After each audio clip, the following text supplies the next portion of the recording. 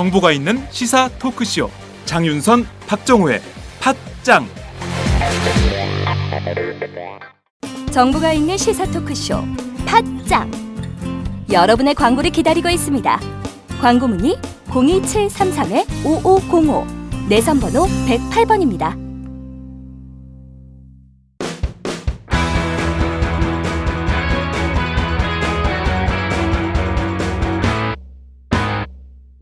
색깔 있는 인터뷰. 생방송이야? 진짜로?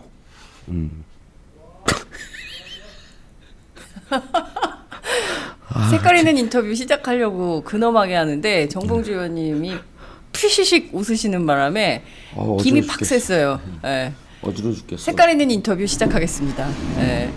색깔 있는 인터뷰는 매주 있어요, 근데? 매일 해요? 매일? 매일. 오늘은 네 꼭지를 해요. 인터뷰만? 네. 강철, 장윤선. 이게 생방송이에요. 의원님 생방송이라고 누누이 말씀드렸음에도 불구하고 예. 5분 지각. 그래서 8시 12분 이제 생방송에 들어갔는데 예. 벌써부터 기다리고 계신 분들이 계세요. 저희가 그래? 광고를 7시 반부터 내보냈기 때문에 오늘 이 방송을 보려고 기다리시는 분들이 있으십니다. 저는 사실 팟짱에 이제 출연 안 하실 줄 알았어요. 왜요? 공중파 섭외가 돼서 기타 팟캐스트 이제 안 나간다. 못 나간다. 이제 아니, 내가 그러지 않아요. 레벨이 달라졌다. 거기서 나가지 말라 그러는데.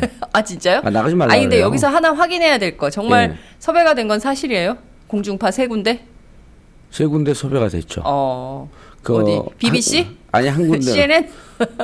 한 군데는 킬됐고 네. 거기는 이제 국장이 연락이 왔는데 네. 내가 안 된다. 당신 방송국은 이름 올리는 순간 네. 킬된다. 그러니까 하지 마라. 그랬더니 데일리로 그것도 편성을 해놨어요. 네. 그러더니 올렸더니 네. 명절 전에 네. 예상했던 대로 킬됐습니다. 그래서 어느 방송국인데요? 어? 어느 방송국인데요? 공중파죠. 그러니까 공중파 몇 개 안 되잖아. 3개밖에 없어요. 그걸 얘기를 하면 어떻게 해? 그 영업 비밀인데. 세 군데에서 왔으니까 그래서 K본부, 내가- M본부, S본부가 다 왔다는 얘기네. 그래서 내가 네. 야이씨 내 안 된다 그랬지. 그랬더니 사장도 우호적이라서 사장이 우호적이라고 하는 얘기를 국장이 한 걸 전에 듣고 네. 한 거예요 저한테. 네. 섭외가 왔는데 내가 보니까 탄탄하게 준비가 안 됐어. 근데 나머지 2군데는 무척 탄탄하게 준비를 했어요. 그러니까 저를 메인에 놓고 네. 이 전체적으로 오거나이즈 하는 거 봤는데 그걸 보면 이제 아시잖아요. 네. 섭외 당할 때. 네. 이 사람들이 정말 준비를 잘했는지 아니면 그냥 준비하는 척 했는지. 네. 우리가 스캐너인데 우린 눈이. 근데 2군데는 준비를 잘 한 것 같아요. 그 딱 탄탄해 기획이. 그렇구나. 그래서 언제부터 나옵니까? 공중파 텔레비전에. 3월서부터 나오죠. 3월. 예. 이제 정봉주, 봉도사, 예. 뻥도사. 아니 진짜 방송을 안 하려고 그랬는데 네. 왜냐하면 팟캐스트의 위력이 점점 올라가요. 영향력이. 그래요. 그래서 이제 좀 다양하게 모바일 환경에 적합한 다양한 채널을 만들어서 네. 그러면서 이제 이렇게 보면서 채팅도 할 수 있게 그런 프로그램까지 다 만들었거든요. 지금 오마이TV가 그렇게 하고 있죠. 보면서 채팅을 하고 있죠. 벌써 오마이뉴스는 지가 하는 모바일로 채팅을 해요? 모바일로 채팅을 하고 있죠. 다. 모바일로 안 돼요. 모바일로 이렇게 동영상이 딱 뜨고 오디오로 듣고 동영상으로도 듣고 하면서 그 카톡이나 뭐 이런 채팅을 다 할 수 있게. 카톡은 아니고요. 네. 그냥 그 댓글창이 떠요. 그거 말고 그 화면에. 그것과 무관하게 카톡이나 문자를 계속 돌아갈 수 있는 SNS가 연동되는 다 연동이 돼 있는 방향으로. 거죠. 그 프로그램까지 이제 다 개발이 끝났거든. 그렇군요. 그래서 이제 그거를 해야 되겠다.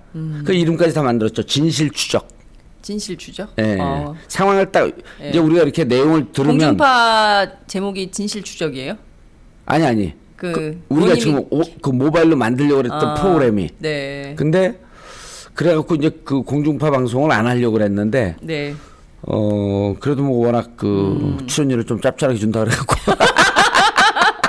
모바일도 되고 채팅도 되고 문자도 되고 네. 어떤 분이 지금 바로 문자를 주셨어요. 그거 문자를 줬다고. 아니 문자가 아니라 댓글 의견을 주셨어요. 네. 지금 모바일로 보고 있어요. 모바일로 보고 계시다는 댓글을 지금 바로 주셨어요. 이거 보면서 보시면서 이런 뭐 상황이에요. 격려하는 거예요, 뭐 비판하는 거예요. 그냥 뭐 계속 출근하시라 그래 그냥.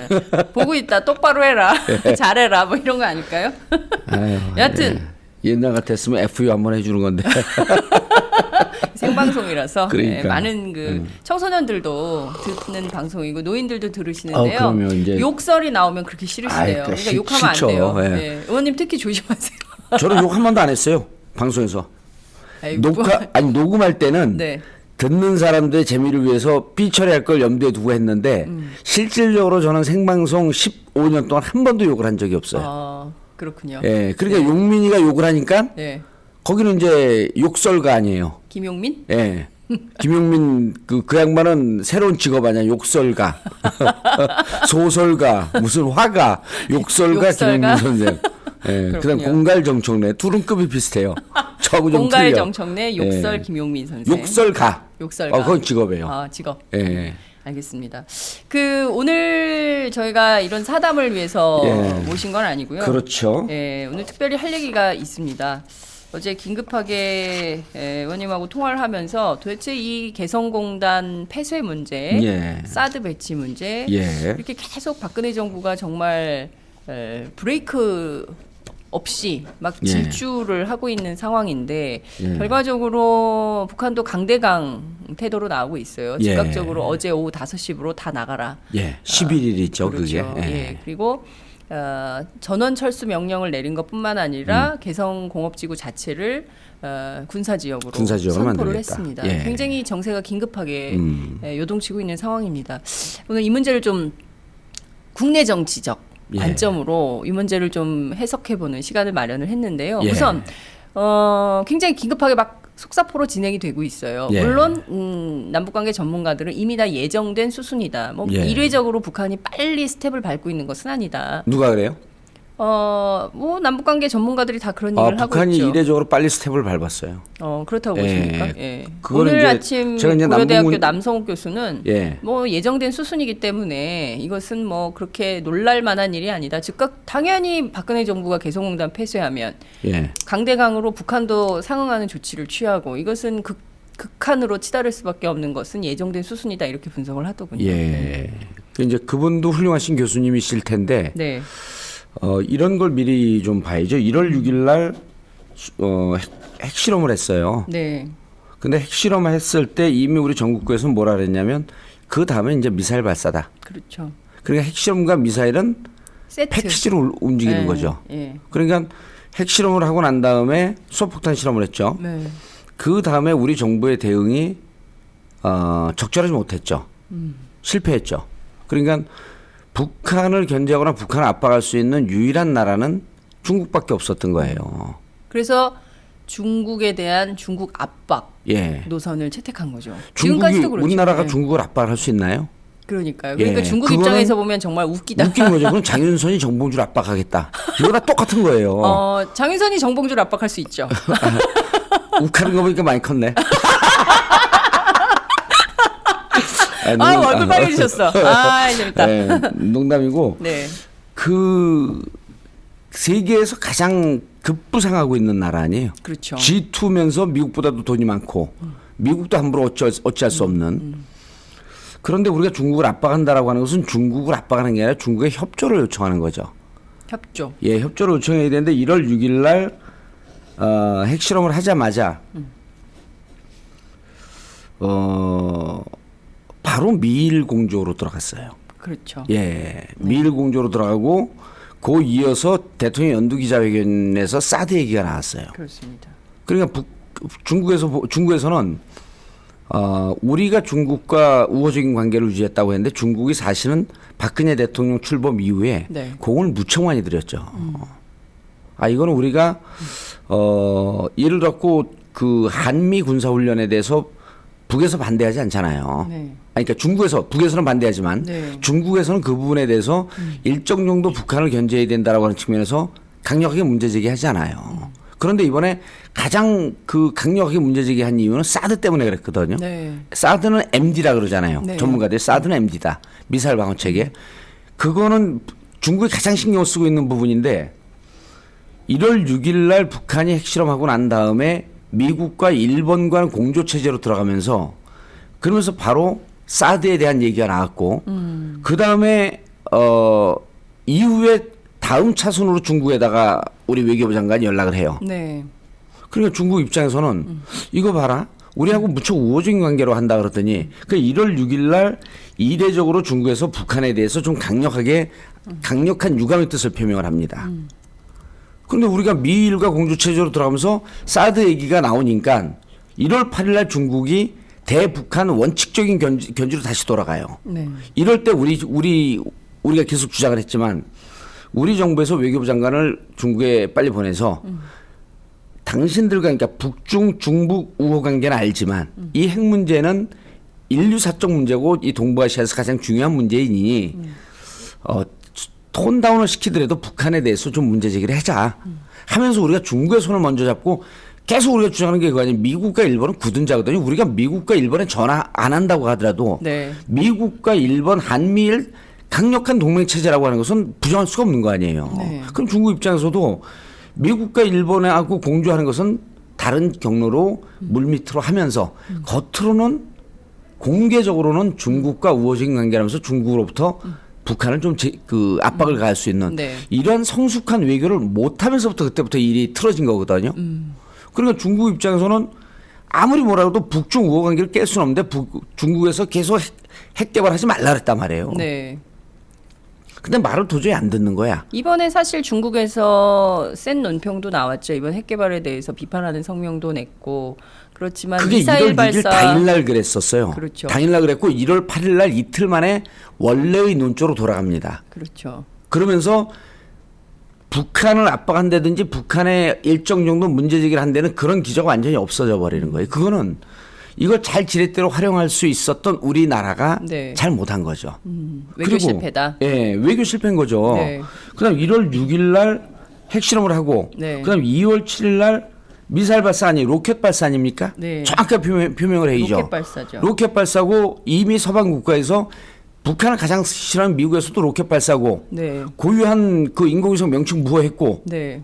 인공위성이 지금 궤도를 따라 돌고 있다. 그렇죠. 그리고 1월 6일 날 핵실험하고 시기의 차이는 있지만 2월 7일 날 미사일 발사 혹은 로켓 발사라고 하는 것은 당연한 수순이었었는데 네. 그리고 미사일 발사한 거에 대비해서 어떻게 할 것인가라고 하는 것을 준비를 해놨어야죠. 네. 그걸 마치 깜짝 놀란 것처럼 개성공단을 닫았다? 아 그럼 이게 개성공단 닫은 게 그 전문가들은 개성공단 닫을 수 있는 거 아니냐.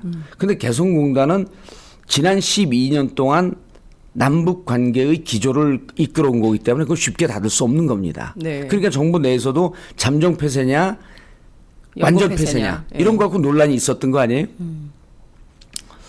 개성공단을 닫고 난 다음에 북한이 신속하게 그 다음날 조치를 취한 거는 네. 무척 이례적이에요. 그리고 공식 성명서를 보면 정말 욕을 어떻게 저렇게 휘황찬란하게 만들 수 있을까 하면서 우리 대통령을 향한 네. 인류사가 아니라 세종대왕 이후에 국어에서 동원할 수 있는 모든 욕을 다 동원하면서 욕을 했어요. 감정이 격해진 거죠. 네. 근데 사실 저는 어제 그 북한이 낸 성명을 보고 예. 굉장히 좀 불쾌했어요. 그래도 박근혜 대통령이 그 남한 최고 수반 아닙니까? 예. 그런데 상당히 입에 담지 못할 욕설을 퍼부었어요. 예. 뭐 애도 못 낳아본 예. 여성, 그래서 모성애조차 없는, 그리고 뭐 미국 등 강대국의 뭐 사타구니에 붙어서 뭐, 예. 뭐 이런 그리고 뭐 해외 돌아다니, 그러니까 좀 사실 그 굉장히 성적인 비하와 예. 여성 모욕적인 발언이 굉장히 많았어요. 그래서 사실 그것은 북한 당국도 품격 국가라면 예. 그 한 국가의 품격에 맞는 언어를 선택해야 되는데 비판을 하는 건 좋다 이거예요. 예. 그렇지만 비판을 할 때도 좀 품격을 잃지 말아야 되는데 사실 어제 성명은 감정적으로 격앙돼서 품격을 잃은 성명이었다. 저는 예. 그렇게 봐요. 어디 그래도 남의 나라 대통령한테 그런 욕을 막 합니까? 제가 보기엔 그거는 북한이 그렇게 하면 안 된다고 생각해요. 충분히 뭐 있을 수 있는 그런 전 지적이라고 보고요. 근데 네. 이제 그거를 이제 어투 하나 그거를 이제 뭐 그 보는 사람들이 그 충분히 볼 수 있지만 네. 북한이 감정이 무척 격앙되어 있다. 그리고 이거는 아마 분단 이후에 이렇게 욕을 한 적은 없을 거예요. 그러니까 욕한 거 무척 물론 잘못했죠. 네. 그리고 그렇게 심하게 욕하는 건 아니죠. 네. 국가가 일정 정도 예의를 지켜야 되죠. 그렇습니다. 근데 12년 동안 자기들이 사실은 북한이 이익 본 게 이런 거거든요. 이쪽의 논리가 뭐라고 지금 발표했는지 모르지만 미사일을 핵 개발을 네. 압박할 수 있는 수단을 중국과 러시아가 공조하고 동참하게 하기 위해서 네. 우리가 강경한 조치를 취한다. 근데 중국과 러시아는 바로 반한 공조 선언했잖아요. 그러면 북한 입장에서는 지난 12년 동안 여기서 벌은 돈을 갖고 핵 개발을 했다는데 여기서 번 돈은 지금 그 북한 경제에 비하면 정말 쥐꼬리만한 돈이거든요. 이게 일단 그 강론에도 좀 잘 알아야 되는데 1년에 1억 불 들어간다 그러잖아요. 1,200억이거든요. 네. 그리고 실질적으로 평양으로 들어가는 게 30%라고 합니다. 그럼 한 400억쯤 들어가요. 물론 큰 돈일 수 있지만 지금 대중 무역이 한 70억 불 규모예요. 이게 그렇게 큰 돈은 아니고 네. 뭘 봐야 되냐면 개성을 통해서 경제적 이익을 봤던 게 이제까지 북한이냐 남한이냐 이걸 봐줘야 되는 거죠. 남한이 훨씬 더 많은 이익을 보고 있었잖아요. 그렇습니다. 우리가 5억 불이고 그리고 가장 중요한 게 지금 받고 있는 개성 노동자들이 150불 받잖아요. 네. 이분들이 국경으로 가게 되면 미니멈 300불. 중북 국경, 중러 국경. 그다음에 낮은 선봉 가면 700불까지 받아요. 확인된 정보는 아니지만 네. 중국과 러시아 접경지대 영업의 그 비즈니스에 좀 정통한 사람들이 뭐라 그러냐면 이 5만 명 정도 되는 노동자가 저쪽 접경지대로 가면 지금 중국과 러시아가 북한의 노동자를 잡으려고 서로 경쟁을 한다는 겁니다. 기술력이 좋잖아요. 그리고 여기서 남한의 또 기술을 다 만져봤잖아요. 그렇죠. 예. 그러면 엄청난 근면하고 부지런하고 머리 좋고 손재주 좋고 여기에다 기술력까지 만져본 싼 노동력이 그쪽으로 쏟아져 나오는 거예요. 네. 이거를 북한의 정책으로 150불로 묶어갖고 네. 개성공단에 놔뒀던 겁니다. 그럼 왜? 남북한 관계를 유지하고자 했던 북한의 의지였던 거죠.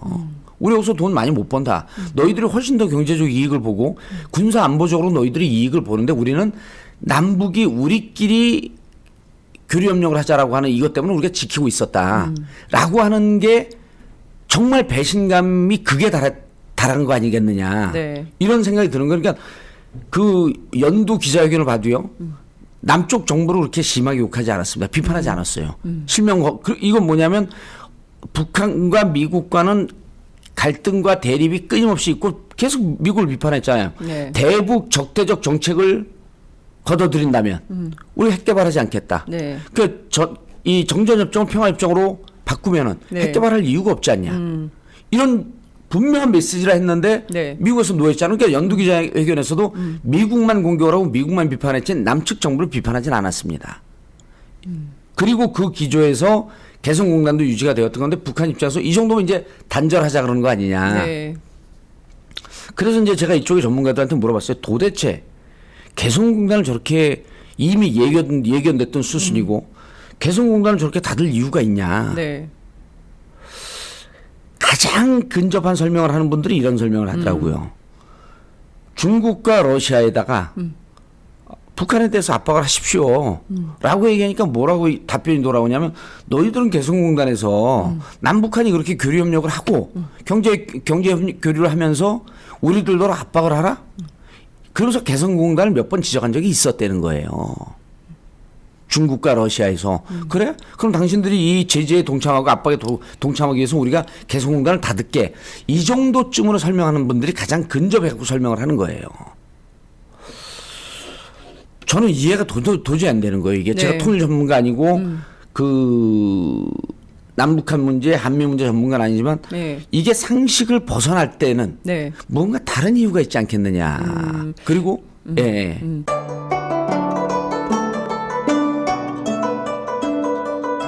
안녕하십니까. 저는 정도전을 15년 전에 최초로 소설로 썼던 작가 임종일입니다.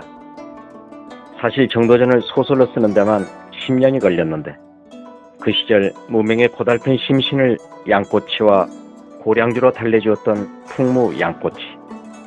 풍무 양꼬치는 월드컵 4강의 기쁨도 나라골 우습게 돌아가고 분통이 터질 때도 늘 함께했던 안식처이자 사랑방이었습니다. 진짜 정의파인 주인장은 세상을 뒤집어푼 남자 정도전을 누구보다 먼저 알아보았고 그래서 제 소설 정도전은 역사의 곡이 없습니다. 풍무 양꼬치 역시 맛과 양심이 살아 있습니다. 좋은 사람끼리는 꼭 만나야 합니다. 어떻습니까? 오늘 풍무양꽃에서 만납시다. 2호선 구로 디지털 단지역으로 오세요. 예약 문의 02809-9292 02809-9292. 팟짱 애청자라고 하시면 정성 가득 담긴 서비스도 나갑니다. 의원님 입장에서 보실 때는 지금 보면 이게 16년, 2000년 6.15 정상선언으로 2000년 8월에 처음 첫 삽을 떠서 실제 공단이 조성이 됐고 네. 무려 16년 동안 이 사업이 유지됐던 것인데 그렇죠. 그 개성공단이 이제 첫 문을 연 건 2004년일 거예요. 그렇게 공사해갖고 2000년인가요? 2000년에 시작을 시작을 해서요. 했죠. 예, 예. 입주는 이제 2004년쯤 된 거로 전 기억하고 여튼 있는데. 10년 정도, 예. 10년 이상, 예. 12년 많이 일하시는 기업주도 분들 이제 12년이라고 이렇게 표현을 그렇죠. 하더만요. 근데 전반적으로 보면 굉장히 오랫동안 이 사업을 최소 이제 장기적으로 해온 건데 물론 뭐 여러 가지 위기가 북핵 위기가 이번이 처음은 아니지 않습니까? 예. 이번에 4차 핵실험이기 때문에 예. 그 위기가 있을 때마다 그래도 개성공단은 유지가 되어 왔다. 금강산 관광이 문을 닫을 때도 그래도 남북 경협 사업의 유일한 끈인 개성공단은 유지가 되어 왔다. 예. 그런데 이것을 박근혜 정부가 그냥 끊는데 이게 그냥 갑자기 끊는 게 아니라 상당히 뭔가 좀 의도가 있는 행위로 보인다. 이런 비판을 해주고 계신 거예요. 그죠? 그렇죠. 그러면 아니, 비판이 아니고 저는 이제 이거를 분석을 해서 이 네. 상황을 좀 봐야 되는데 제가 이제 지난번에도 지금 이 미사일 와중에 이제 우리 또 더민주 네. 그 원내대표 쫑걸리 네. 그 아저씨가 계속 요즘 똥보로 차대요.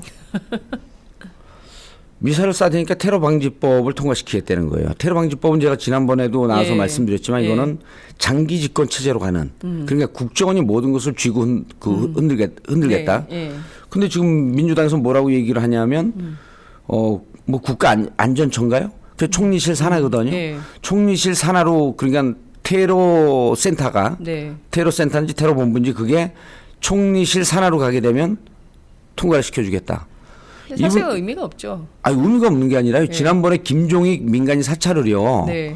총리실 산하에서 했잖아요. 맞아요. 그게 총리실 산하도 가도 총리실에서 민간인 사찰하는 그 기구가 있는지 총리도 몰랐다는 거 아닙니까? 청와대는 직보를 하고 네.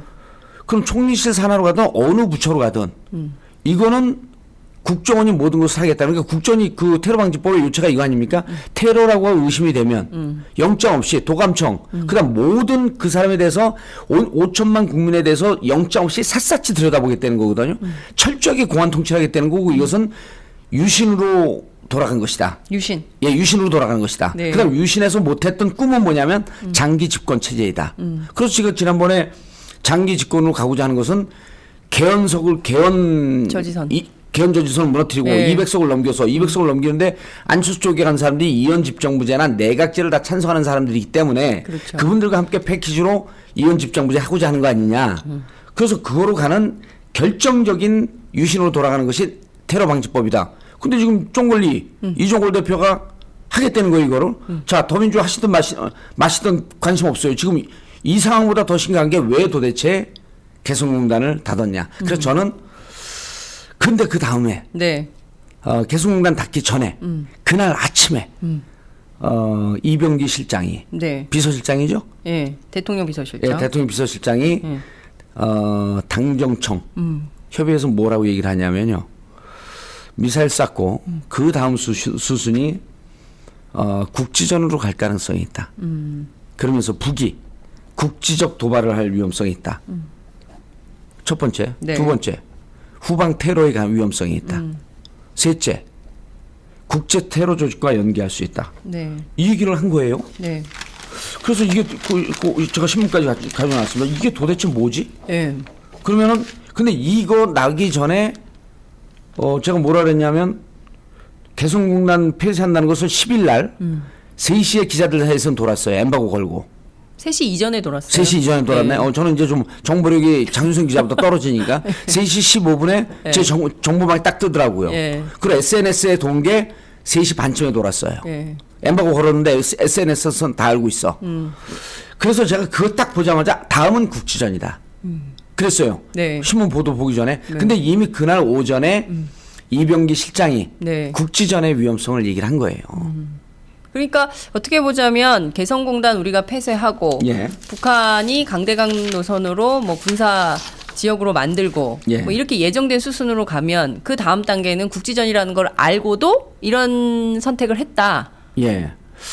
그리고 근데- 사실 그것은 남북 경협 12년, 예. 16년, 2000년부터 환산을 하면 16년간의 남북 경협의 역사를 한순간에 무의로 만드는 예. 이런 선택을 박근혜 대통령이 했다. 왜 했을까? 이 얘기를 분석을 좀 해봐야 될 것 같아요. 그렇게 이제 보면은 조금 평면적이고 네. 좀 입체적으로 봐야 되는 게 북은 국지전을 벌일 생각이 없습니다. 북은? 예. 어떻게 아세요? 혹시 북한과 내통하는 세력 아니야? 목함 지뢰 사건을 보면 알죠. 아, 목함 지뢰 사건을 분석해 보면 알 수 예, 있다. 목함 지뢰 사건은 네. 북의 강경파는 강대강 갈등과 대립 해결책을 요구했는데 그때 누굴 내려보냈냐면 네. 대남 총책 얼마 전에 사망했죠. 지난 12월에 예. 김양건을 내려보냈어요. 그 다음에 이인자의 황병서를 내려보냈어요. 이러면서 48시간 동안 마라톤 협상을 통해서 애매모호하게 자기들이 했다는 건지 안 했다는 건지 어쨌든 평화적인 해결을 끌어냈습니다. 그리고 뭐라 그러냐면 둘을 영웅호칭을 했어요. 영웅칭호를 네, 줬어요. 맞아요. 둘에게. 예. 그러니까 목함지뢰를 그리고 지금 한미연합사에서 목함지뢰에 대해서 조사하는데 발표는 안 하고 있습니다. 그럼 목함지뢰를 북이 했든 혹은 했다라고 하는 것에 의혹이 있든 어쨌든 이걸 해결하는 과정을 보게 되면 북은 남북한의 갈등 관계를 무척 평화적으로 해결하려고 노력을 했다. 그리고 평화적으로 해결한 것은 보나마나 북 내부의 강경파는 불만이 있었을 터인데 네. 하지도 않은 걸 자기들 입장에서는 안 했다고 치면 하지도 않은 걸 가서 왜 사과를 하고 유감의 뜻을 표명하고 그걸 평화적으로 해결한 사람들을 데리고 와갖고 영웅호칭을 주냐. 그래갖고 우리가 김양건 교통사고로 죽었다고 했을 때 사망했다고 했을 때 군부에 뭔가 의혹이 있지 않나라고 하는 것도 정봉주 정국께서 얘기를 했어요. 이럴 정도로 북은 일관된 지금 자세를 취하고 있는데 뭐냐면 남북한 우리끼리 협력을 하자. 그리고 남북한의 갈등 문제는 평화적으로 해결하자. 라는 기조가 지금 안 바뀌고 있습니다. 그러면 네. 그런데 그런 기조가 안 바뀌었는데 그걸 모를 바 아닌 이병기 비서실장이 국지전 얘기를 해요.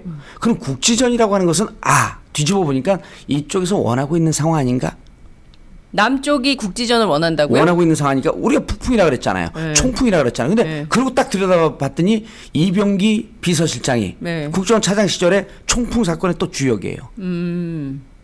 이거는 이 다음 수순이 무언가 남북한을 극단적인 강대강의 대결 구도로 끌고 가려고 하는 의도가 숨어 있는 것으로 보인다.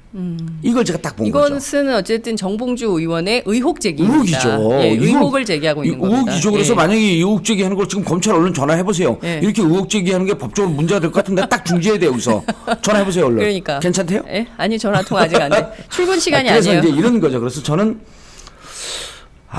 이게 이현집 정부제 개헌으로 가는 플랜 B 아닌가 하는 의혹이 들은 거예요. 그 이원 집정부제로 가는 플랜 B라고 하기에는 너무 예. 건너뛰기가 많았어요. 그래서 다시 그렇잖아요. 한번 그렇잖아요. 집중 정리할게요. 설명을. 예. 자, 지금 남북한이 역대 가장 긴장이 고조됐습니다. 그리고 4월 13일까지는요. 네. 이러한 안보 상황, 네. 그다음에 이러한 그 극단적인 갈등 구조를 가면서 네. 보수 세력이 집결을 하겠죠. 그렇죠. 중도에서 안보에 대한 그 긴장감이 높은 사람들이 새누리당 쪽으로 붙겠죠. 네. 그러게 되면 4월 13일에 저쪽에서 어떠한 기조로 총선을 치르겠다. 라고 하는 게 보이는 거죠. 그게 1단계입니다. 네. 플랜 B의 1단계죠. 자, 그래서 이렇게 잘 돼갖고 200석 넘기면 지난번에 제가 얘기했던 이원 집정부제 그 개헌도요. 네. 새누리당에서 하겠다라고 하는 것도 당론 아닙니다. 몇몇 의원이 그 얘기했고 네. 안철수 쪽으로 가는 의원들이 그 얘기를 했고 네. 다만 그런 얘기를 한 근거로 받고 저들의 내심의 의사는 이원 집정부제로 개헌으로 가서 장기 집권하려고 그러는 거 아닌가라고 하는 의혹을 제가 제기하는 거죠. 네. 너희들은 그거다라고 이렇게 단정적으로 얘기하는 게 아니고. 네. 자, 그러면은 그런데 그렇게 이원 집정부제 개헌은 정상적인 선거의 과정을 통해 가려고 했는데 네. 잘 안 될 것 같아. 지금 상황을 보니까 그럼 플랜 B가 동시에 가동해야 돼야 되겠다. 그래서 개성을 닫는 것은 극한적인 안보 상황을 만들어내는. 그래서 4월 13일까지 했는데 네. 역시 200석이 안 넘어요. 안 넘어요. 그럼 이 다음에 이러한 상황을 갈 수 있는 최상위 이 그 밥상이 뭐겠냐? 남북한이 만약에 역대 보지 못했던 정말 네. 준전시 상황까지 가는 국지전이 세게 발생이 된다면 네. 어떻게 되겠어요? 국가 비상사태죠. 전시 상황이에요. 아 근데 제가 보기엔 너무 가정이 많은 것 같아가지고 지금 상황에서는 듣지 마세요 그러면은. 듣지 않으면 되는데 네. 이 듣는 분들에게 저는 분명히 문제 제기를 합니다. 네, 예. 국지전은 대통령 비서실장 입에서 나왔어요. 국지전은 대통령 비서실장 입에서 그럼요. 나왔다. 아유, 그거는 제가 사실로 볼게요. 확인된 것이다. 2월 11일 날 한국일보 3면에 네. 북 맞대응으로 국지 도발 가능성. 그러면서 이렇게 얘기를 했어요. 네. 나이가 이렇게 많은데도 노안도 안 왔어. 이병기 청와대 비서실장 10일 서울 삼청동 총리공원에서 열린 4차 고위 당정청회에서 네. 북한이 핵실험과 미사일 발사에 이어 국지 도발, 후방 테러를 감행하거나 국제 테러 단체와 연결 가능성이 커졌다. 그러면서 뭐라고 얘기하냐면 아주 웃기는 근거를 갖다 대요. 그러면서 뭐라 그러냐면 군 당국은 군 당국의 얘기 더 골 때려요. 코미디야. 미사일 발사 하루 만인 8일 북한 경비정이 서해 북방 한계선 NNL을 침범한 것도 네. 국직 도발을 앞두고 우리 군의 경계태세를 점검한 것으로 보고 있다. 이거 코미디거든요. NNL은 수시로 들락날락해요. 선이 안 보이기 때문에. 우리도 잘못했고 쑥 갔다가 예. 내려오고 내려오고. 북쪽도 쑥 갔다 내려오고 그러거든요. 네, 올라가고. 근데 8일 날 네. NLL 내려온 것은 우리 군의 경계태세를 점검하기 위해 내려왔다 군 당국이 이렇게 보고 있다는 거예요. 그럼 이건 둘 중에 하나입니다. 이 기자가 이 기사를 잘못 썼든지 네. 전 이 기사에 근거해서 이 군당국을 찾아서 제가 물어볼 수는 없잖아요. 네. 이것까지도 뭐 허위사실이라고 얘기할 수 없는 거야. 한국일보 4월 11일자 사면을 보고 전 얘기를 하는 거예요. 자 말씀하신. 그래서 그러면 이제까지 북한의 태도나 일관된 거기서 나온 기업인들이 그러잖아요. 우리가 말을 바꿨지 북한은 일관된 예측 가능한 네. 말 바꾼 적이 별로 없는 것 같았다. 예측이 가능했는데 우리가 오히려 예측이 불가능했다. 예. 자, 북한은 지난번에 8월 25일 날 8.25 합의를 이끌어낼 때까지 네. 목함지대 사태가 났을 때도 총을 쏜다 어쩐다면서 결국은 평화적인 해결을 했거든요. 그런데 국지전을 도발할까? 이게 앞뒤가 좀 안 맞잖아요. 네. 근데 우리 어떻게 보자면 한국 정부가 국지전 도발을 원하고 유도하고 있는 것은 있다. 아닌가? 그리고 이런 상황을 미리 예견하면서 네. 팁을 던지고 있는 것은 아닐까? 그럼 국지전이 왜 원한다고 보면 안 돼요. 원할 수도 있다. 이렇게도 해도 안 돼. 네. 다만 네. 비서실장이 이렇게 얘기했는데 네. 누가 먼저랄 것도 없이 만약 국지전 상황이 오게 되면 네. 지금의 국지전은 남북의 극도로 감정이 고조되어 있기 때문에 네. 역대 연평 해전을 뛰어넘는 강력한 국지전 상태가 되고 미국에서 해구산 우리가 해구산 속에 있기 때문에 네. B-52 폭격기. 예. 뭡니까 전략 폭격기 뜨고 예. 그랬잖아요. 예. 이러한 상황과 항공모함이 뜨는 이런 비상한 상황으로 가면서 네. 긴장이 고조되고. 고조되죠. 그럼 미국 입장에서는 아주 편하잖아요. MD, 사드 배치해야 될 필요성이 더 고조됐다. 그래서 저는 여기서 이제 또 다른 상상을 또 해본 거예요. 네. 천안함 사건 때 네. 국회에서 천안함 사건이 나자마자 며칠 있다가 예. 대정부 질의를 하는데 그때 국방부 장관이 정확하게 기억이 안 나는데 네. 북한과 연계에 대해서 얘기를 하니까 쪽지가 전달이 된 거 기억나시죠? 그러면서 천안함을 북한과 연계하지 마라. 그 쪽지가 왔는데 그게 그때 당시 우리가 청와대에서 온 쪽지일 것이다라고 이제 이렇게 추정을 했었어요. 네. 그리고 나서 미국 측에서도 천안함이 나자마자 이것은 북한과의 연계 가능성이 제로다 이렇게 표현했어요. 그런데 2010년 6월 지방선거를 앞두고 지방선거 시작되는 날 북한 측 소행으로 발표가 됩니다. 기억나시죠? 네. 이게 왜 이렇게 급진전됐지? 그 사람들이 이후에 네. 결과론적으로 한미 FTA가 저렇게 우리에게 불리하게 갔던 것은 무언가 이 상황을 북한과의 연계로 보면서 미국이 함께 공조할 수 있었던 무언가 떡고물을 준 것은 아닌가라는 문제 제기를 계속 했었단 말입니다. 그때 그런 기억 안 나세요? 아니 기억이 나요. 예, 기억이 나죠. 그래서 예. 그때 이제 문제제기가 있었다라고 하는 걸 소개하는 거고 그러면 지금 사드도 지금 아주 비이상적으로 밀어붙여요. 저 설치하는 데서 2년 걸린다 그러거든요. 네. 대구 주민들까지 나섰어 이제 반대한다고 대구에 설치한다 그러니까 왜냐하면 반경 15km, 5km, 15km가 이게 주민들 다 나가야 되죠. 소개해야 되고 네. 그리고 이 강력한 전차파 전자파 엑스밴드. 때문에 예. 어떤 건강상의 이유가 그 문제가 생길지 모르는 거 아니에요?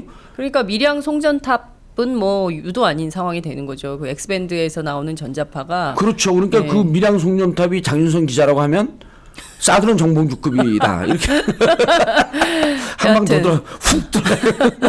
그래서 저는 네.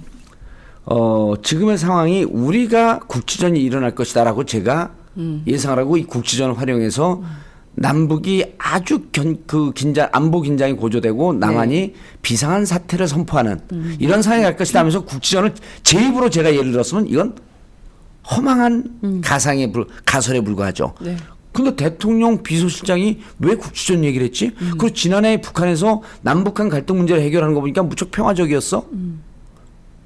그런데 왜 이런 전쟁 상황 혹은 그 부분 그 지역 국지전적 전쟁 상황 네. 이런 얘기를 왜 했지? 그리고 개성공단을 저렇게 느닷없이 왜 닫았지? 지금 입주 기업들 다 넉이 나간 상황이거든요. 예. 갑자기 이렇게 며칠이라도 좀 정리할 시간이라도 좀 줘라. 거기 있는 원부자재라도 좀 갖고 나올 시간 며칠이라도 좀 주시라라고 하는데 예. 그마저도 그냥 봉쇄해 버린 거죠. 그리고 이제 북측에서 무조건 40분 만에 다 철수해라 이렇게 해버렸기 때문에 결과적으로는 그냥 몸만 나올 수밖에 예. 없는 거의 다 무슨 뺏긴 피난민처럼 거 아니에요? 다 뺏긴 거죠. 그렇죠. 그리고 이제 상황을 한번 거기 뒤집어 보시죠. 동결 조치를 했기 때문에 예. 예, 이제는 뭐 조선일보는 그렇게 썼더라고요. 우리 세금 1조 원을 들인 개성공단 결국 북한의 작물이 됐다. 예. 뭐 이런 표현까지 쓰던데. 그럼 누가 잘못했다라고 하는 얘기는 거기 함의가 있잖아요. 예, 예? 그렇죠. 조선일보조차도 조선일보도 그런 예. 내용이 좀 함의가 되어 있는 거예요. 물론 이제 논조는 그런 논조는 아닙니다. 투자할 때 1조 지금 뭐 있는 시설물 또 한 1조 해갖고 네. 2조가 넘는 손실이라는 건데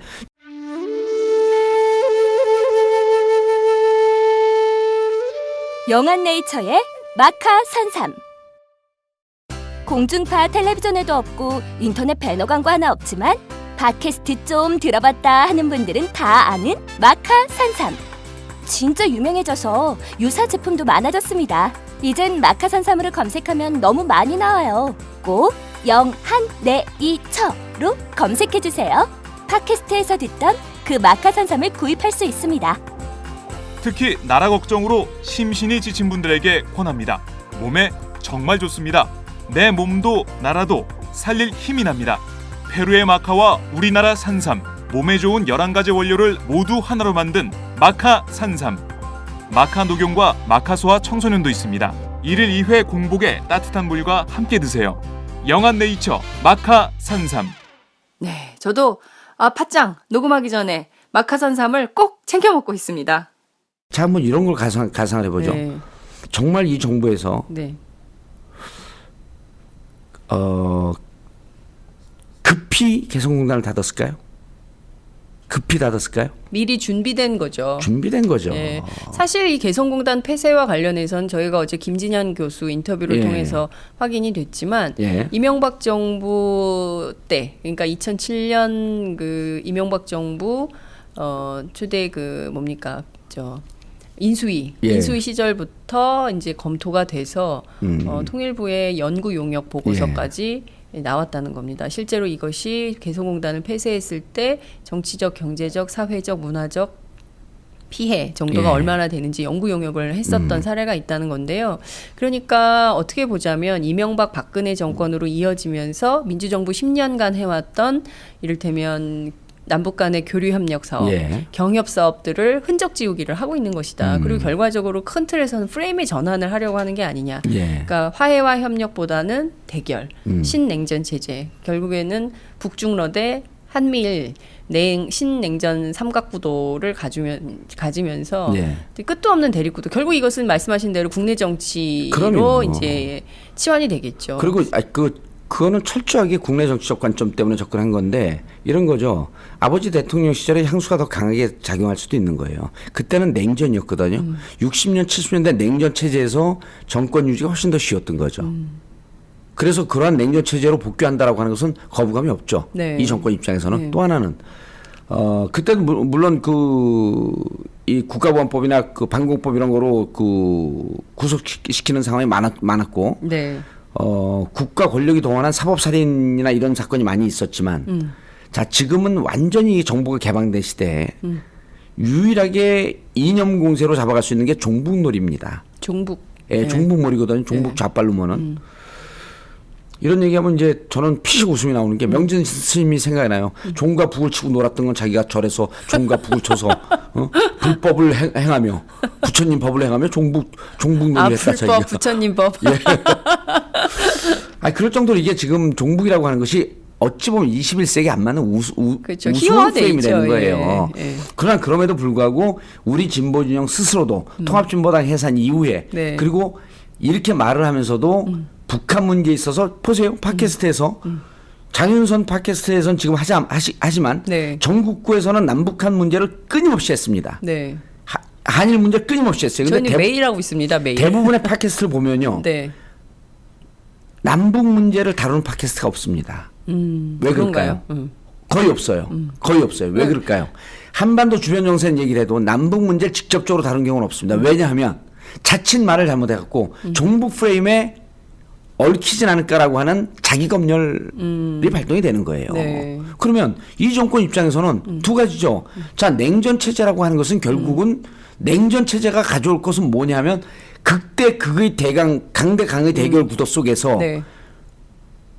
뭐라고 조금만 얘기하면 종북으로 아주 선명하게 볼 수 있는 그런 통치 구도라고 하는 것은 뻔한 거죠. 네. 그게 가장 편한 거예요. 그리고 그런 상태에서 그럼 2017년에 이대로 가게 되면요. 네. 아무리 종북몰이를 해도 질 것 같아. 그럼 또 그 국정 대선 댓글 개입을 또 할까요? 사이버 사령 댓글 개입을 또 할까요? 그 의혹을 많이 제기하고 있는 개표에 대해서 문제 제기 그런 많은 문제를 하면서 또 그 선거를 할까요? 저는 그게 아니라고 보는 겁니다. 안정적으로 갈 수 있는 네. 그때 그렇게 자기들이 댓글 개입을 하고 사이버 사령부가 동원이 됐음에도 불구하고 간신히 이겼잖아요. 네. 1~2% 차이로 그러니까 플러스 마이너스 싸움기 되면 1%가 왔다 갔다 한 거예요. 이 정도의 불안한 상황. 그러면서 이제 여기서 또 하나를 봐줘야 되는 거예요. 네. 도대체 만약에 이명박 정권 5년이 심판대에 올라간다면 박근혜 정권 5년이 심판대에 올라간다면 사자방 있잖아요. 네. 4대강 네. 차원외교 방산비리 이명박 정권에 있었던 것을 결국은 이 정권에서 그것을 제대로 파헤치지 못했는데 사람들이 흔히 얘기하듯이 이명박근혜 정권이 일정의 비리 커넥션이 있다고 한다면 네. 20년의 정권이 바뀐 다음에 도마 위에 올라서 이것을 샅샅이 조사하기 시작한다면 네. 과연 안전할까? 이런 부분에 대해서 우리가 지금 너무 안이하게 생각하는 거예요. 입장을 바꿔놓고 생각하면 네. 저 같으면 잠이 안 올 것 같아요. 불안해서. 불안했어요. 네. 그렇다고 한다면 철저하게 정권을 유지하거나 재창출할 수 있는 길로 가는 길이 무엇일까라고 하는 것은 플랜 A, 플랜 B, 플랜 C, 플랜 D까지 다양하게 나오고 그것이 지난번에 얘기했던 우리 장윤순 기자가 좋아하는 용어 있잖아요. 네. 컨틴전스 플랜. 예. 아니 제가 좋아하는 게 아니라 그거는 권영세 예. 상황실장이 그걸 한 또 제일 먼저 얘기예요. 지었잖아. 그러면 자기 거로 삼는 거예요, 그게. 네, 그런 그래서 거예요? 비상 상황, 예기치 못한 어떤 상황에 와서도 우리는 무조건 정권을 재창출한다. 그런데 그 정권을 재창출한다라고 하는 게 가장 FM이고 클래식하고 고전적인 모델인 남북 간의 대결 구도를 강화시키는 것. 그러니까 여전히 북한 변수는 예. 한반도 남단에서 통한다라는 생각을 박근혜 정부와 새누리당 세력이 여전히 갖고 있다. 갖고 있을 것으로 추정한다. 예, 그냥 갖고 말을 있을 좀 것으로 조심해갖고 추정한다. 얘기하시죠. 예. 그러지 않을까 의혹이 든다. 뭐 이런 정도로 하죠. 그렇죠. 의혹 제기를 하는 예, 거죠. 그렇죠. 그래서 예, 일단 야 이게 해석이 불가능한 예, 개성공단 폐쇄. 예, 그러고는 마치 깜짝 놀랐고 폐쇄한 것처럼. 예? 네, 그럼 뭐죠? 그 무슨 연기 대상을 받을 정도로. 그런데 그러면서 또 자락은 깔아놨어요. 국지전. 그러니까 저희가 좀 다시 한번 정리해서 예. 분석을 해볼 필요가 있는데요.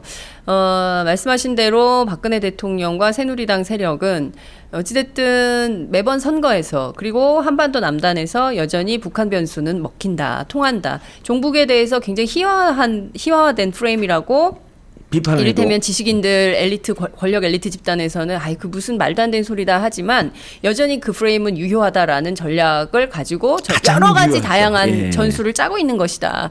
짜고 있는 것으로 판단이 된다. 짜고 있는 것으로 판단이 된다. 말 조심하세요. 네, 짜고 있는 것으로 보여진다. 예. 네, 무슨 관점을 담아서 내부자들 영화 찍습니까? 보여지는 것으로 볼 수 있다. 보여지는 것으로 문장 하나 바꿉시다. 이런 콩 같은 여우를 봤다. 여하튼 그런 문제들을 네. 이제 그 볼 수가 있는데 말씀하신 대로 저도 최근에 이제 신문이나 이렇게 저도 매일 이걸 그 시사 프로그램을 하면서 최근 돌아가는 걸 좀 지켜보면 이를테면 교육감들도 예. 누리과정 예산 때문에 다른 교육 현안들을 전혀 다루질 못하고 있거든요. 예. 그러니까 누리과정 하나만 가지고 계속 붙는 거예요. 그리고 예. 그 밖의 이슈들에 대해서 사실 학부모들이 진보 교육감을 뽑은 이유는 지금과 같은 경쟁 위주의 서열화된 막 그 계급화된 이런 그 교육 시스템을 좀 바꾸라는 건데 예. 그게 더 고착화된 시스템으로 가요. 근데 정작 진보 교육감들은 누리과정 싸우느라고 딴 일을 할 겨를이 없는 거예요. 아니, 이런 그러니까 시스템으로 만들어 버리죠. 그러니까 누리과정도요. 그렇죠. 누리과정도 제가 지난번에 정리를 네. 해드렸나 네. 모르겠는데 네. 누리과정에 숨어있는 꼼수가 예. 지방자치단체 예산 부채가 40% 넘어가게 되면 예. 위기단체로 지정하잖아요. 그러니까요. 재정 위기단체. 예. 그럼 재정권을 뺏어와요. 그러니까요. 올해 예. 지방 그 교육청들의 부채가 36%가 됩니다. 경기도는 58%가 돼요. 그러니까요. 경기도가 제일 크고 경기도가 그 전체 이 교육청의 상징으로 보이잖아요. 그렇죠. 거기서 제일 잘하고 있는 혁신학교, 그다음에 무상급식, 이걸 다 당신 이거 없으니까 예산권 뺏어온다. 그 다음 단계가 뭐냐면 제가 얘기한 거 아니에요. 그 다음 단계가 뭐냐면 야 교육감들 뽑아놨더니 파퓰리즘에 근거해서 선심성 행정만 하고 정작 할 일을 안 한다. 이거 그렇죠. 직선제 필요 없다. 임명제로 가자. 그렇죠. 누리과정 때문에 붙을 때 그건 새누리당 의원 입에서 나온 얘기예요. 말씀하신 대로 어찌됐든 막 그렇게 몰아세우는 거예요. 그럼요. 그리고 이제 언론은 다 이제 장악이 되어 있는 상황이잖아요. 반대가 별로 없지 않습니까? 그러니까 이런 상황을 계속 만들어 놓고 말씀하신 팟캐스트 대로 무시하지 마세요, 근데. 장기 집권 체제로 가려고 그러면, 한다. 그 중에 하나로 여전히 유효한 북한 변수를 이번에 설 연휴 중간에 이걸 터뜨린 거죠. 예, 저는 그 중에 하나의 유효한 게 아니라 이게 메인스트림이라고 보는 거예요. 제일 중요한 제일 거다. 중요한 거죠. 예. 이원 집정부제 개헌이 예. 종국적인 목표라고 한다면, 네. 그러니까 이런 거죠. 테러 방지법이 지금 더민주에서 통과시키겠다는 거 아니에요? 그러니까 유신으로 돌아가는 것을 찬성하겠다는 거야. 그럼 유신에서 제가 아까도 얘기했잖아요. 유신에서 왜 10월 유신을 했냐? 장기 집권 체제를 만들려고 했는데 실패했단 말이에요. 네. 자, 공안 통치까지는 성공했어. 그럼 부망제이라고 하는 네. 부산 마산 지역의 민주항쟁으로 무너지기 시작을 했던 거죠. 네. 그럼 장기 집권 체제가 실패했어. 그럼 지금 만약에 저들이 집권을 하고 10년 동안 혹은 자기들이 도마 위에 올랐을 때 어떻게 심판받을 것인가라고 하는 두렵고 그다음에 이런 여러 가지 상황을 종합해 보게 되면 장기 집권 체제로 가야 된다. 네. 가는 것은 아주 합법적인 시스템에 근거한 이원 집정부제이다. 내각제 개헌이다. 이원 집정부제 개헌을 하려면 200석 이상을 획득해야 되는데 네. 자 200석 이상을 획득하기 좀 힘들다? 그러면 또 뭐가 가능하겠느냐?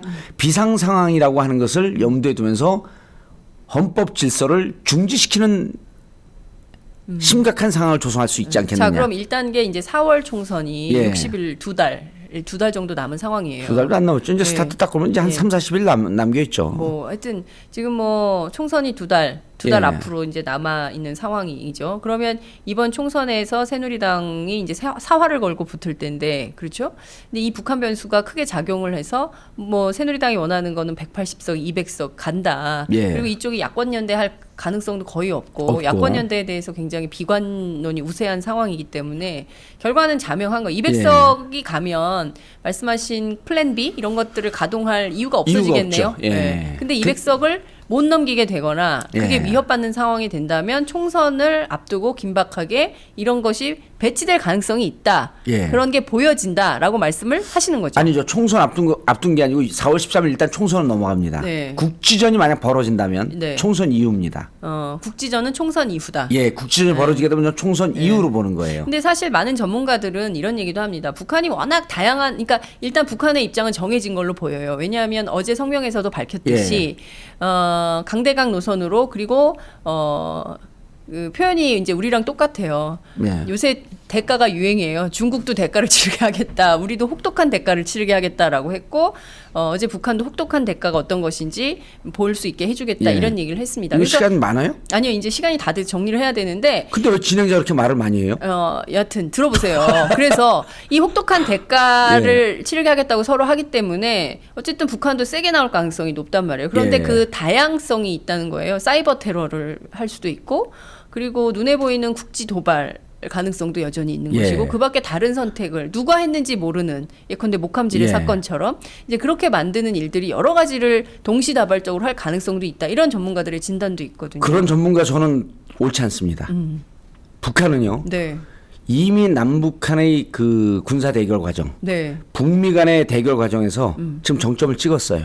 정점을 찍었다. 예, ICBM이든 네. 로켓이든 이미 자기들이 개발할 수 있는 최고조까지 올라갔습니다.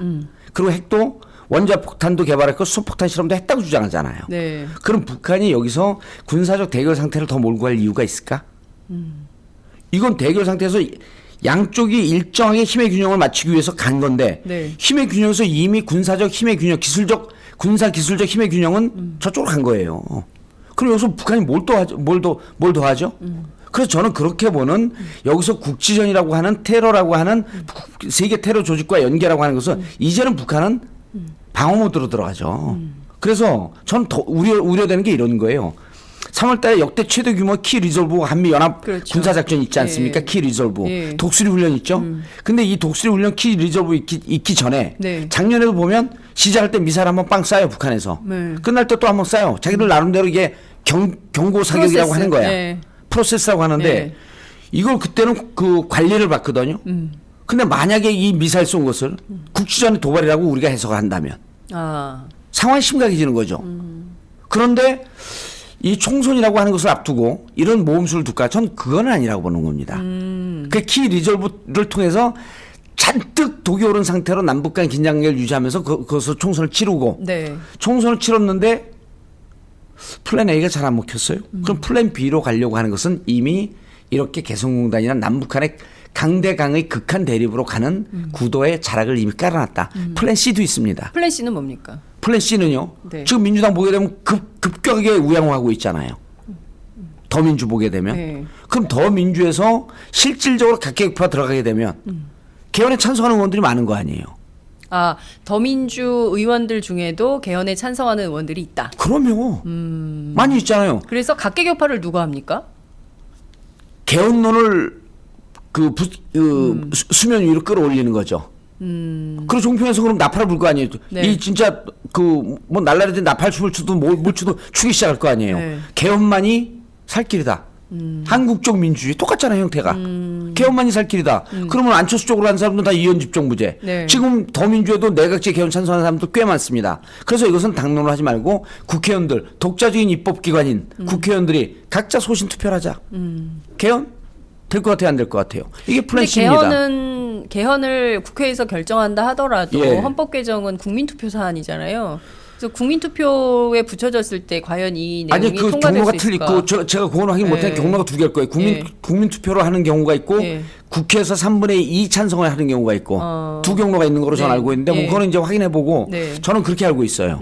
그래서 국민투표로 가지 않고 네. 국회에서 3분의 2가 넘게 되면 개헌 저지선이 무너진다. 그래서 얘기를 하는 건데 저는 만약에 네.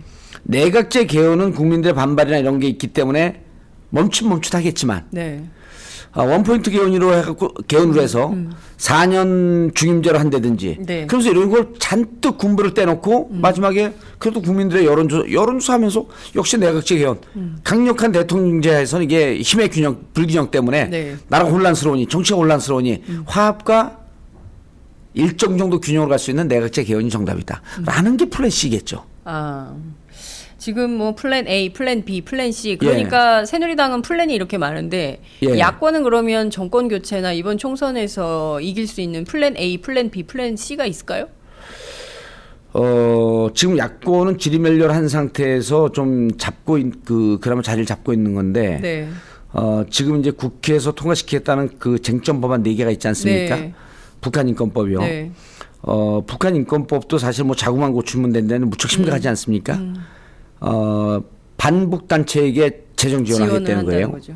그다음에 이제 노동사법이 있죠. 네. 노동사법 마음대로 해고시킬 수 있는. 네. 그러니까 없는 사람 국민 대중들 일반 직장인들 마구마구 해고시킬 수 있는.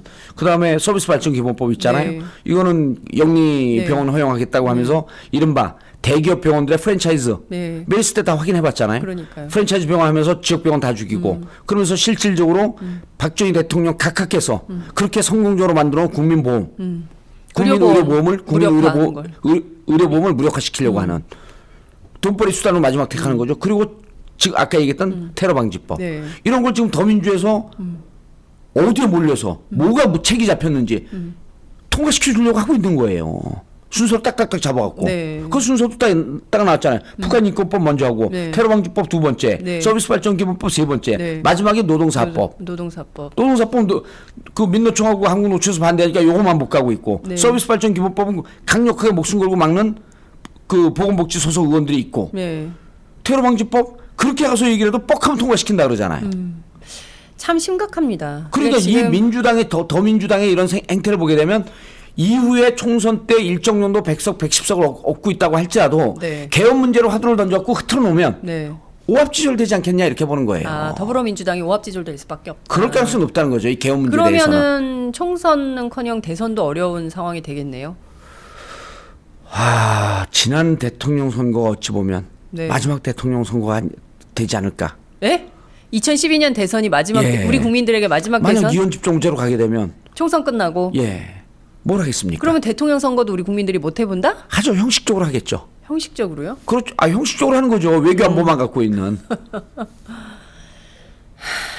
그래서 저는 이런 상황이 그때 권영세 그 전 의원이 얘기했을 때 이 초기 있거나 이 오랫동안 민주화 운동을 했던 사람들 섬뜩했잖아요. 저게 도대체 뭐지?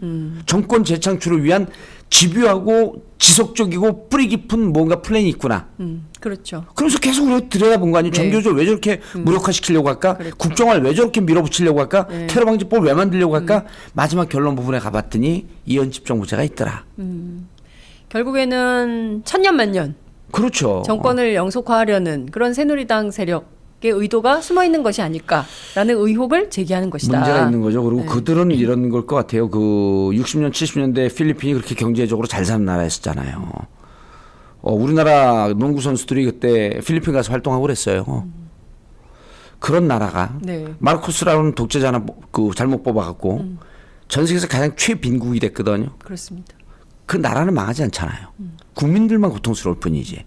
아마 이 정권을 잡고 있는 사람들은 혹시 그런 걸 꿈꾸는 것은 아닐까. 나라에 어떻게 되든 말든 우리가 정권을 잡는 마르고 닳도록 정권을 잡으면서 일부만 그들만의 리그를 만들어서 그래도 대한민국 국민들 근면하고 부지런하잖아요. 빈부격차가 심하고 사람들이 고통스럽다고 아각거려도 필리핀 보세요. 부천 가게 되면 펜스를 쳐놓고 살고 있잖아요. 맞아요. 사설 경비를 갖다 놓고. 이런 나라로 우리는 가고 있는 것은 아닐까. 이런 문제 제기에서 저처럼 상상력이 풍부하고 저처럼 위기의식이 강한 사람이 끊임없이 문제 제기를 해줘야 된다는 거죠. 그래서 저는요. 이게 촉이 왔을 때 분석을 해봤을 때 전 제 분석과 제 촉이 틀리길 바랍니다. 왜? 너무나 끔찍한 상황이니까. 너무 끔찍해요. 너무 끔찍하잖아요. 지금 생각만 해도 이멜다 구두가 3,000개였잖아요. 그렇죠. 구두장을 열면. 이 국지전을 이병기 실장은 쉽게 투기 얘기했지만 지금 군대를 보낸 60만 장병의 부모님들은 얼마나 노심초사하겠어요.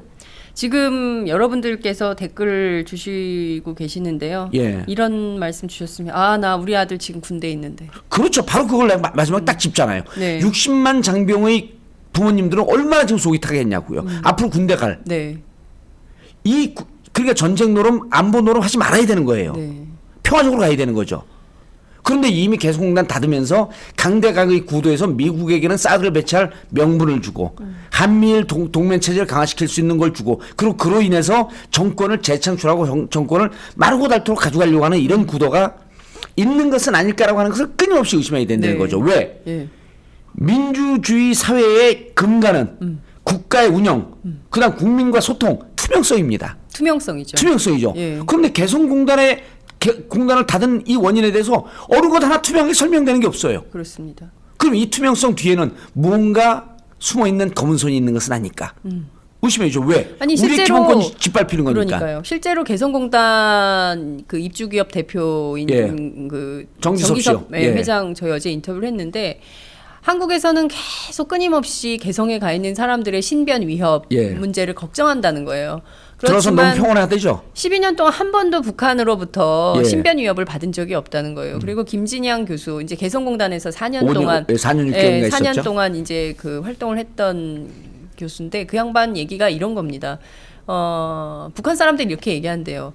남한에서는 무슨 사건 터지면 제일 먼저 상대방 인질부터 잡고 일하십니까? 이런 얘기를 한다는 겁니다. 우리 그렇게 일하지 않는다는 거예요. 그런데 괜히 한국 언론들이 막 호들갑스럽게 마치 무슨 큰일이 난 것처럼 보도를 하고 거기에 불안감을 느낀 부모 형제들이 다른 거 필요 없으니까 당장 네 몸만이라도 건강하게 나와라. 예. 이런 식으로 긴장 국면을 만든다는 거죠. 그러니까 저는 정말 우리가 반성하고 정확하게 봐야 되는 대목이 있는데 오늘 정봉주 의원님을 통해서 예. 많은 청취자분들도 마지막으로 또 한 번 강조해야 될 게요. 네, 북한 사람들이 이렇게 비판하잖아요. 네, 도대체 왜 이렇게 호들갑을 떨까? 이유가 없이 그럴까요? 이유 없는 원인 없는 결과가 있나요?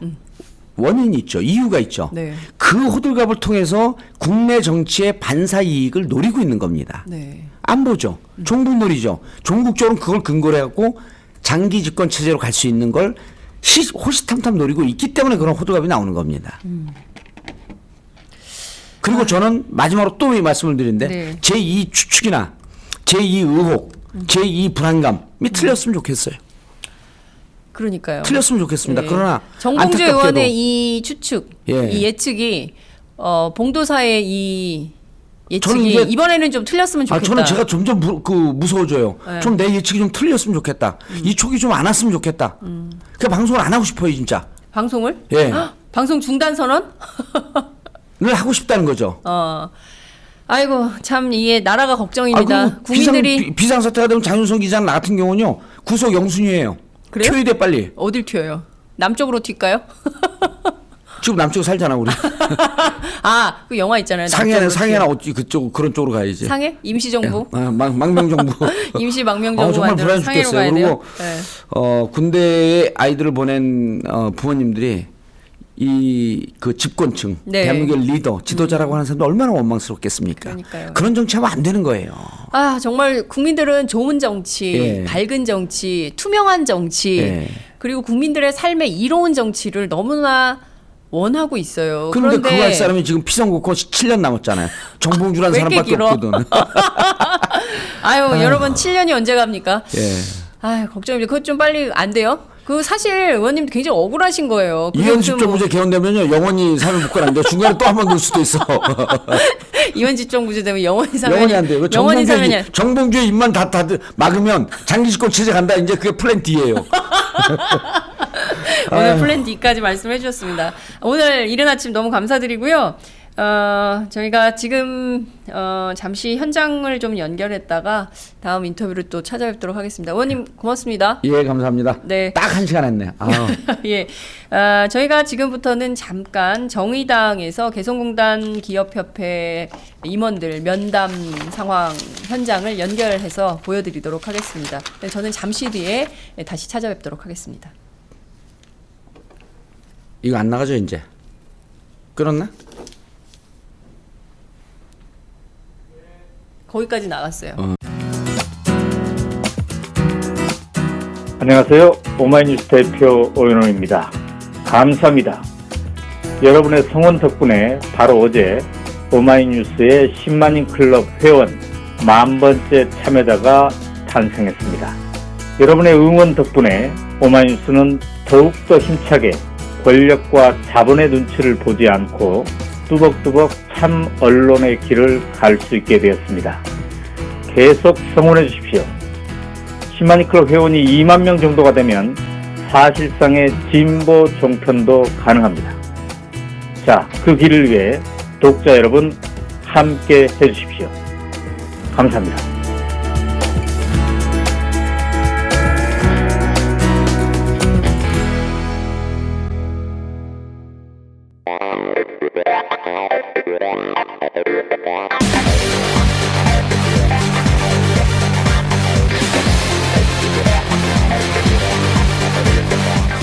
정보가 있는 시사 토크쇼 장윤선, 박정호의 팟짱.